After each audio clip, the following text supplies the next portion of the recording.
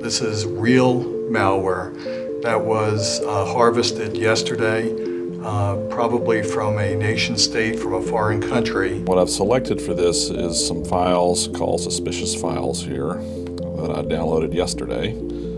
Basically, these files, if you look them up, if you look up their hash values or you try to run them through your antivirus or your intrusion protection system, they're not going to show up as anything. There is no reputation for them to look up. You can Google them and you won't find anything. And that's sort of the point, is this happens all the time, and when it happens, these things get in. So what I'm going to do is I'm just going to run it, and then we're going to start looking at what it does. So the first thing that's going to happen is that the system is constantly, the agent is constantly looking for changes that are occurring in the machine.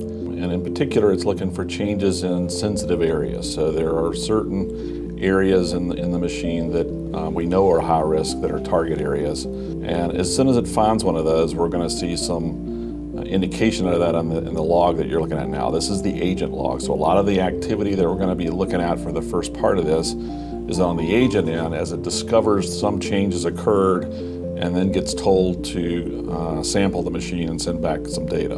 Here's the detection I was talking about. What you're looking at is a set of objects that it found that were added to this machine that are in these sensitive areas. And the agent, when it discovers that, you see the note here, added assets, and it gives you a list of the objects that it found. And then it sends those objects up to the server.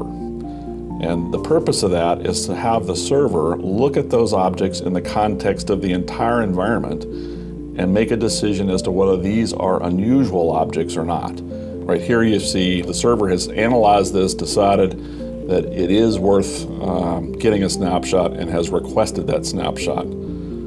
So this is the web-based user interface for the system. And what you see is what's called an anomalous application. That's the end result of what we just did, all the analysis that we just did. And if we double-click on that and open it up, what you'll see is a result like this. This is a purely analytically generated result.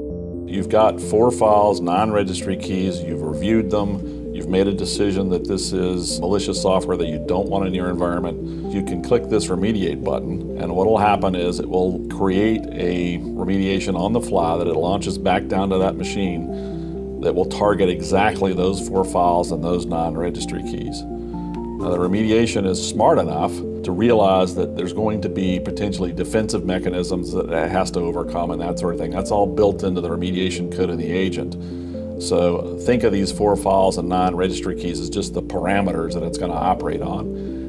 And what it will do in this case is it will start with those files, it'll track back the handles to any processes that have control of those files. It will paralyze those processes so they can't back each other up, and then it'll kill them all, and then it'll start killing the objects. Typically, this sort of an attack would go unnoticed by most other products, and it would also be unleashed within an enterprise for months. And in this case, we've been able to detect it and remove it in just a few minutes.